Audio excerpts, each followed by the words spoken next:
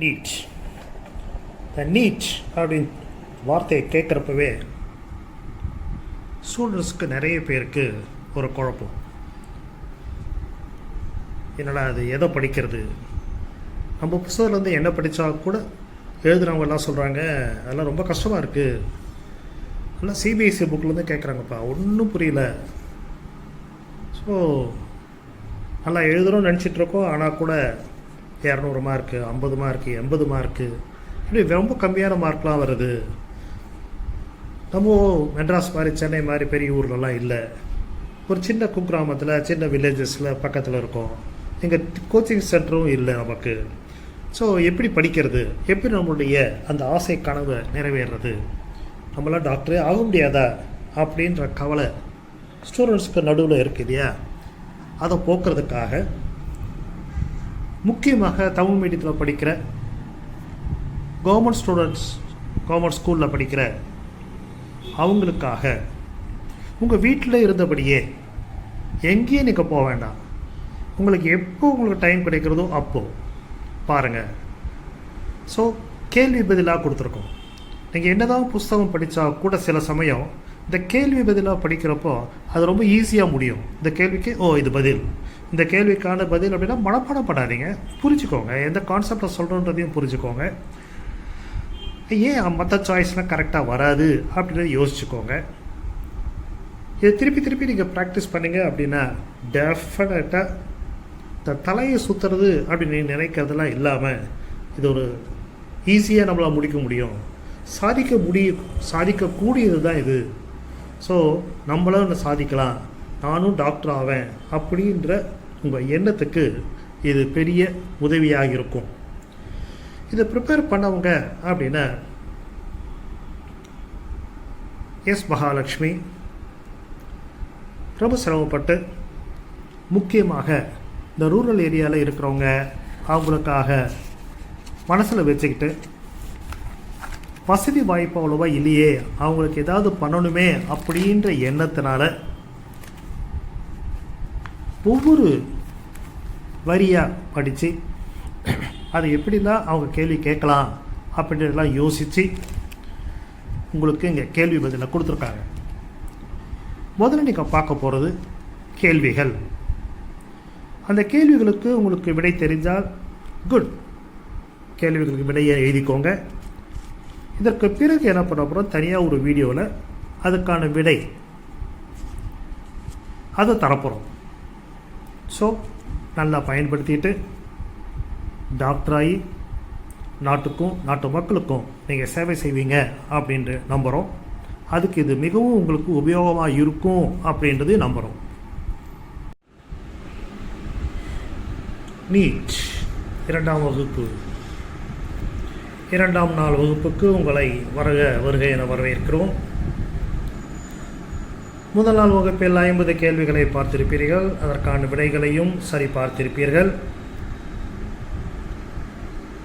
அதை மீண்டும் பயிற்சி செய்து அந்த 50 வினாக்களுக்கும் விடைகளை ஐயமின்றி தெளிவாக புரிந்து கொண்டிருப்பீர்கள் என்று நம்புகிறோம். இப்போது மேற்கொண்டு 50 கேள்விகளை இப்போது பார்க்கலாம். கேள்வி எண் 51. எது தவறான கூற்று? எது தவறான கூற்று? ஈஸ்ட் ஒரு செல் உயிரி நொதித்தலில் பயன்படுகிறது, சரியா தவறா? பெனிசிலியம் பல செல் கொண்டது, சரியா தவறா? நியூரோஸ்போரா மரபியல் ஆராய்ச்சியில் பங்கு பெறுகிறது என்பது சரியா தவறா? மோரல்கள் நச்சுத்தன்மை வாய்ந்தவை என்பது சரியா தவறா? எது சரியான தவறு? தவறான கூற்று எது? கேள்வி எண் 52. பின்வரும் எவற்றின் செல் சுவர் 2 அடுக்குகளுடன் ஒன்றன் மீது ஒன்று பொருந்துவதாக அமைந்துள்ளது? ஒன்றன் மீது ஒன்றாக. ஸ்லைம் மோல்டுகள், கிரைசோஃபைட்டுகள், யூக்ளினாய்டுகள், டைனோஃப்ளாஜெல்லட்டுகள். கேள்வி எண் 53. தவறான கூற்றை தேர்ந்தெடு. புகையிலையின் மொசைக் நோய் வைரஸால் ஏற்படுகிறது. டிஜே ஐவனோஸ்கி வைராடுகளை கண்டுபிடித்தார். போலியோ வைரஸில் RNA காணப்படுகிறது. காலிஃப்ளவர் மொசைக் வைரஸில் ஈரிழை DNA உள்ளது. இதில் எது தவறான கூற்று?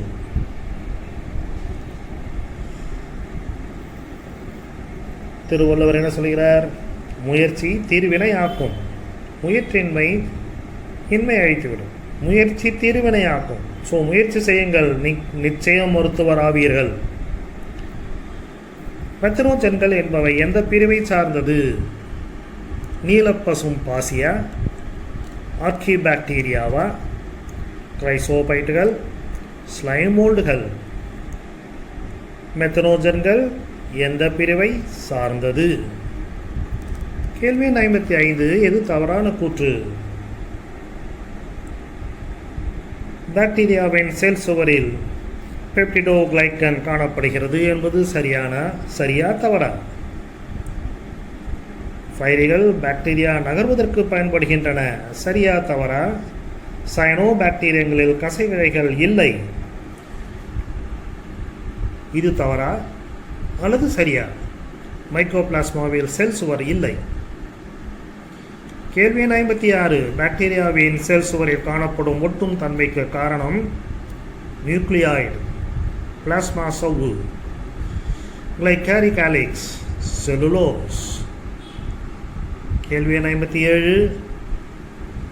மைக்கோபிளாஸ்மாவை பற்றி பின்வரும் கருத்துக்களில் எது தவறானது? புரோகரியாட்டுகளில் மிகவும் சிறியவை, செல் சுவர் இல்லை, ஆக்சிஜன் இல்லாத இடங்களிலும் இவற்றால் உயிர் வாழ முடியும், விலங்குகளில் மட்டுமே நோயை உருவாக்குபவை. கேள்வி எண் 58. பின்வருவனவற்றுள் சரியான கூற்று எது? புரோட்டிஸ்டா பிரிவில் ஒரு செல் யூகாரியாட்டிக் உயிரினங்கள் உள்ளன. கடலின் முதன்மையான உற்பத்தியாளர்கள். கோனியாலக்ஸ் உருவாக்கும் நஞ்சால் மீன்கள் இறக்கின்றன. மேலே கூறிய அனைத்துமே சரி. எது சரி? சரியான விடையை தேர்ந்தெடுத்து எழுதுங்கள்.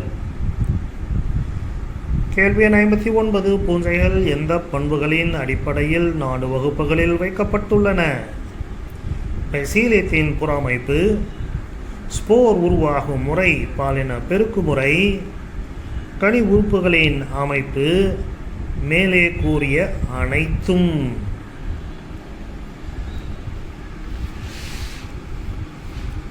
இதை தயாரித்திருக்கும்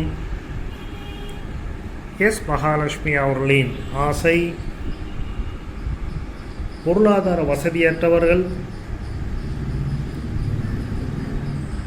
பயிற்சி வகுப்புகளுக்கு செல்ல முடியாதவர்கள் அவர்களும் பயனடைந்து அவருடைய ஆசை கனவுகளை நிறைவேற்றிக் கொண்டு மக்களுக்கு சேவை செய்ய வேண்டும் மருத்துவராக என்பதுதான். நீங்கள் வெற்றி பெற்றால் அது அவர்களுக்கு ஒரு பெரிய மகிழ்ச்சியை தரும். ஏதாவது செய்ய வேண்டும் என்று எண்ணும் அவர்களுக்கு இது மிகுந்த மகிழ்ச்சியை தரும். முயற்சி செய்யுங்கள், மருத்துவர் ஆகுங்கள். வாழ்த்துக்கள். கேள்வி எண் 60. பிசிடியோமைசைட்டுகளில் காணப்படும் பாலிலா ஸ்போர்கள் கொனிடியாவா, சூஸ்போர்களா? ஸ்போர்களை உண்டாக்குவதில்லை அல்லது முதல் 2 சரியா? கேள்வி எண் 61. ஃபைகோஎரித்ரின், குளோரோஃபில் AD ஆகிய நிறமிகள் எந்த வகுப்பில் காணப்படுகின்றன? கேள்வி எண் 62. ஒரு தாவரத்தின் வாஸ்குலர் திசுக்கள் உள்ளன, ஸ்போர்களை உருவாக்கும், ஆனால் விதைகளை உருவாக்காது. இந்த தாவரத்தை பின்வரும் எந்த பிரிவில் வைக்கலாம்? ஆஞ்சியோஃபார்ம் அப்படி சொல்லலாமா, அல்லது ஜிம்னோஸ்போர்ம் சொல்லலாமா? டெரிடோஃபைட்டுகளா, அல்லது பிரைமோஃபைட்டுகளா? கேள்வி எண் 63. டெரிடோஃபைட்டுகள் இந்த பண்புகளால் பிரயோஃபைட்டுகளிலிருந்து வேறுபடுகின்றன. எது சரியான விடை? 64வது ஆஞ்சியோஸ்போம்களின் கருப்பையில் டேஷ் உள்ளன. 8 செல்களா? 7 செல்கள் 8 நியூக்ளியஸ்களா? 8 நியூக்ளியஸ்கள் மட்டுமா? அல்லது 7 செல்கள் 7 நியூக்ளியஸ்களா? எது சரி? 65. புரோட்டோனிமா. ஒற்றைமயமானது ஃபியூனேரியாவில் உள்ளது. இருமயமானது ரெக்சியாவில் உள்ளது. இருமயமானது டெரிடோஃபைட்டில் உள்ளது. ஒற்றைமயமானது டெரிடோஃபைட்டுகளில் உள்ளது. எது சரி? கேள்வி எண் 66. ஒரு தாவரத்தின் உடலம் தாலஸ். ஒற்றைமயம். வாழ்க்கை சுழற்சி நடைபெற இதற்கு நீர் அவசியமாகிறது. கேமிட்டுகள் நகரும் தன்மை உடையவை. இதை பின்வரும் எந்த பிரிவில் வகைப்படுத்தலாம்? டெரிடோஃபைட்டுகளா? ஜிம்னோஸ்போர்ம்களா? ஒரு வித்திலை தாவரங்களா? அல்லது பிரயோஃபைட்டுகளா? கேள்வி எண் 67. செக்கோயா செம்பர்வைரன்ஸ் ஒரு டேஷ் தாவரம். ஆஞ்சியோஃபோம், பெரணி, டெரிடோஃபைட், ஜிம்னோஸ்போர்ம். கேள்வி எண் 68. ஹைட்ரோஸ்போரி இது டேஷுடன் சில சிற்றினங்களில் காணப்படுகிறது. எந்த சிற்றினங்களில் காணப்படுகிறது என்று தேர்ந்தெடுங்கள். 69வது கேள்வி. சைகஸ் தாவரத்தில் 2 வித்திலைகள் இருந்தாலும் இது ஜிம்னோஸ்போர்ம் வகைப்படுத்தப்பட்டுள்ளது. ஏனெனில் இதில் மெகாஸ்போரோஃபில்கள் உள்ளன, கூட்டிலைகள் உள்ளன, சூழ்கள் திறந்தவை, உலர் கனிகளை உருவாக்குகிறது. எது சரி? கேள்வி எண் 69 முடிந்திருக்கிறது. கேள்வி எண் 70. பொறுத்துக. மிகவும் பார்த்து சரியான விடையை தேர்ந்தெடுங்கள். கேள்வி எண் 71. இலையின் நுனி மூலம் பெருக்கமடையும் தாவரம். ரெக்சியா, அடியாண்டம், செலோஜினலா, பியூனேரியா. எது சரி? கேள்வி எண் 72. எந்த பண்பு ஜிம்னோஸ்போர்ம் தாவரங்களில் பொதுவாக காணப்படுவது இல்லை? இணை நரம்பு அமைவா? பல்லாண்டு வாழ்பவை என்பதா? கிளைகள் உள்ளன, ஜைல குழாய்கள் உள்ளன. எந்த பண்பு பொதுவாக காணப்படுவது இல்லை? கேள்வி எண் 73. எந்த பண்பு பிரயோஃபைட்டுகளுக்கு உரியது அல்ல?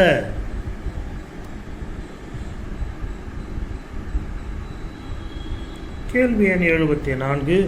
கோனிஃபர்கள் எந்த பண்பில் புற்களில் இருந்து வேறுபடுகின்றன? கருவுறுதலுக்கு முன்னரே கருவும் திசு தோன்றல், சூழ்கள் விதைகளாக மாற்றம், ஜைலம் ட்ரக்கீடுகள் இல்லை, மகரந்த குழாய் இல்லை. கேள்வி எண் 76. எந்த பண்பு பழுப்பு ஆல்கா உடையது அல்ல? குளோரோஃபில் A மற்றும் B இருப்பது, நிலத்தில் வேரூன்றி உள்ளன, குளோரோஃபில் A மற்றும் C இருப்பது, ஃபியூகோசாந்தேன் இருப்பது. கேள்வி எண் 76. பின்வரும் எந்த பண்பில் சைகஸ் ஆஞ்சியோஸ்போம்களில் ஒத்துள்ளது? சைலக்குழாய் பெற்றிருப்பதா? கடிகார சுருள் அமைவு கொண்ட இலைகள், வேர்கள் மேல் நோக்கி இருப்பது, ஆண் கேமிட்டுகளை மகரந்த குழாய் எடுத்துச் செல்லுதல். இதில் எது சரி? கேள்வி எண் 77. பின்வரும் எந்த தாவரத்தின் உடலம் கேமிட்டோஃபைட்டாகவும் ஒற்றைமை கேமெட்டுகளை உருவாக்குவதாக உள்ளது? டெரிஸ் ரெக்ஸியா, லைகோபோடியம், சைலாஜினில்லா. எது சரி? 77 கேள்விகள் முடிந்திருக்கின்றன. அவசரப்படாமல் சரியான விடையை நன்றாக புரிந்து கொண்ட பிறகு எழுதுங்கள். இதுவாக இருக்கலாம் என்ற எண்ணத்தில் பிங்கி பிங்கி பாங்கி விளையாட்டு போல் செய்யாதீர்கள். ஏனென்றால் அதுதான் உங்களை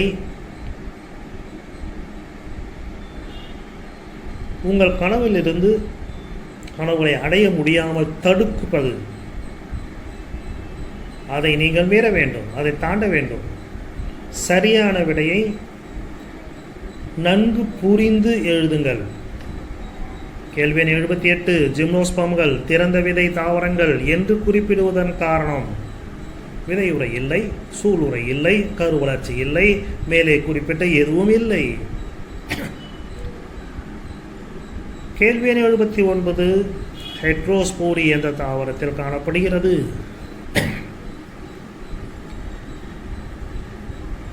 கேள்வி எண் 80.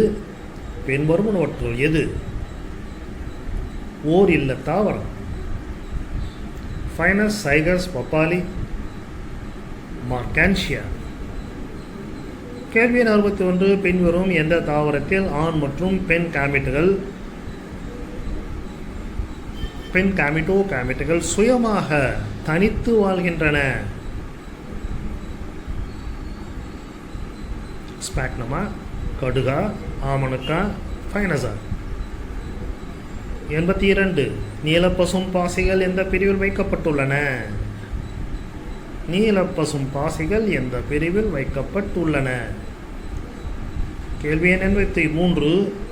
இணையும் 2 கேமிட்டுகள் அளவில் வேறுபட்டிருந்தால் அந்த இணைவு என்ன பெயர்? ஊகேமியா, ஐசோகேமி, அனைக்சோகேமி, சூகேமி. 84வது கேள்வி.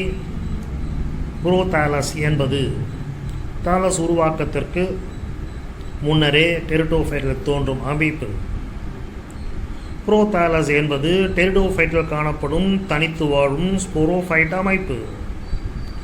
புரோதாலஸ் என்பது டெரிடோஃபைட்டில் காணப்படும் தனித்து வாழும் கேமிட்டோஃபைட் அமைப்பு.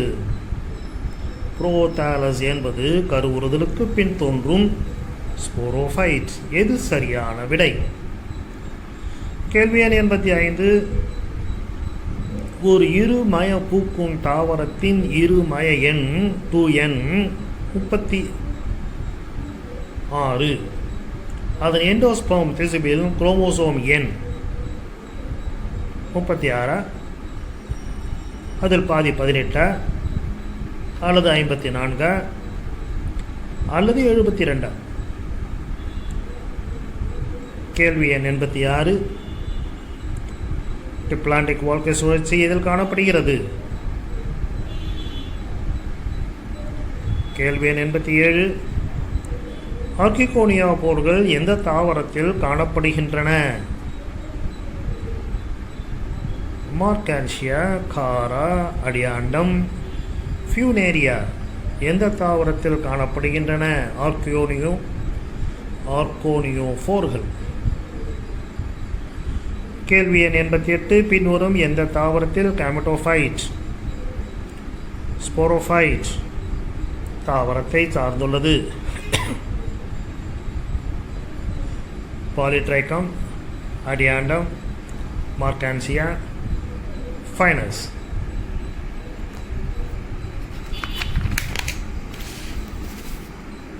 முயற்சிகள் செய்தால் முடியாதா? முயன்றால் வெற்றிகள் கிடைக்காதா? நிச்சயமாக கிடைக்கும். தேவை முயற்சி, கடின உழைப்பு. நிச்சயம் டாக்டர். கேள்வி எண் 89. சைகஸ் மற்றும் அடியாண்டம் தாவரங்களில் பின்வரும் எந்த பண்பில் ஒத்துள்ளன? விதைகள், நகரும் தன்மையுள்ள ஆண் கேமெட்டுகள், கேம்பியம் சைல குழாய்கள். கேள்வி எண் 90. பிட்ச் உருவாக உள்ள தாவரம், காரணமாக உள்ள தாவரம். கேள்வி எண் 91. ப்ரியோபைட்டுகளிலும் டெரிடோஃபைட்டுகளிலும் ஆண் காமெட்டுகள் இடம்பெயர தேவையானது பூச்சிகளா, பறவைகளா, நீரா, காற்றா? கேள்வி எண் 92. எது சரியாக பொருந்தவில்லை? எது சரியாக பொருந்தவில்லை? கேள்வி எண் 93. எந்த தாவரத்தில் ஐசோகேமி வகையான இனப்பெருக்கம் நடைபெறுகிறது? 94. நகரும் தன்மையற்ற ஸ்போர்களால் பாலிலா இனப்பெருக்கம் எதில் நடைபெறுகிறது? நகரும் தன்மையற்ற ஸ்போர்களால் பாலிலா இனப்பெருக்கம் எதில் நடைபெறுகிறது? எதில்? பாருங்கள், சரியான விடை தேர்ந்தெடுங்கள். கேள்வி எண் 95. ஜிம்னோஸ்போம்களில் மிக உயரமான தாவரம் சைக்கையோ செம்பர்வைரன்ஸ், ஃபைனஸ் லாங்கவேயா, சைகஸ் ரெவலூட்டா? மேலே சொன்ன எதுவும் இல்லை. கேள்வி எண் 96. ஹாப்ளோடிப்ளான்டிக் வாழ்க்கை சுழற்சி காணப்படும் தாவரம்? கேள்வி எண் 97. உணவாக பயன்படும் ஆல்கா?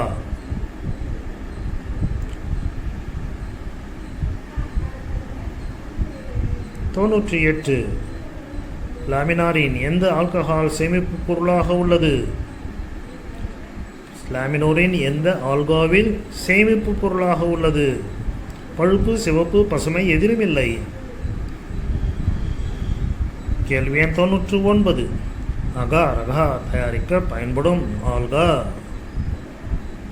அகார் தயாரிக்க பயன்படும் ஆல்கா எது? இன்றைய வகுப்பின் கடைசி கேள்வி, 100வது கேள்வி. நைட்ரஜனை நிலைப்படுத்தும் சயனோபாக்டீரியா எந்த தாவரத்தில் காணப்படுகிறது? எந்த தாவரத்தில் காணப்படுகிறது? சரியான விடையை தேர்ந்தெடுங்கள். மீண்டும் மீண்டும் கூறுவது போல இதுவாக இருக்கலாம் என்று சரியாக புரிந்து கொள்ளாமல் தேர்ந்தெடுக்காதீர்கள். தெரியவில்லை என்றால் தெரிந்து கொள்ளுங்கள். நாட்கள் இருக்கின்றன இன்னும். நிச்சயமாக இதற்கான விடை இதுதான் என்று தெரிந்தால் அதை எழுதுங்கள். இப்படி இருக்கலாம் என்பதை எழுதிக்கொண்டு மணப்பால் குடிக்காதீர்கள். இந்த மணப்பால் குடிப்பது தான் உங்களுடைய கனவு நிறைவேறாது போவதற்கு மிக முக்கியமான காரணம். எழுதிய பிறகு விடைகளை சரிபாருங்கள். சரிபார்த்து அனைத்துமே சரியாக இருந்தால் மிக மிக நன்று. நிச்சயமாக நீங்கள் டாக்டர் ஆவீர்கள். அப்படி இல்லை என்றாலும் கவலை இல்லை. முயற்சி தீர்வினை ஆக்கும் இல்லையா? மீண்டும் முயற்சி செய்யுங்கள். ஒரு 2 நாள் கழித்து முதல் நாள் வகுப்பில் நடத்திய 50 கேள்விகளும் 2வது நாள் வகுப்பில் எடுத்துக்கொள்ளப்பட்ட 50 கேள்விகளாக மொத்தம் 100 கேள்விகளையும் மீண்டும் முயற்சி செய்யுங்கள். 100க்கு 100 வரும் வரை முயற்சியை கைவிடாதீர்கள். நிச்சயம் டாக்டர் ஆவீர்கள். இது பிடித்திருந்தால் நீங்கள் இதை விரும்புவதோடு உங்கள் தோழர் தோழிகளுக்கும்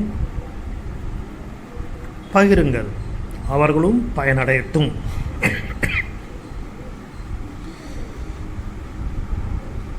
அடுத்த வகுப்பில் கவனிப்போம்.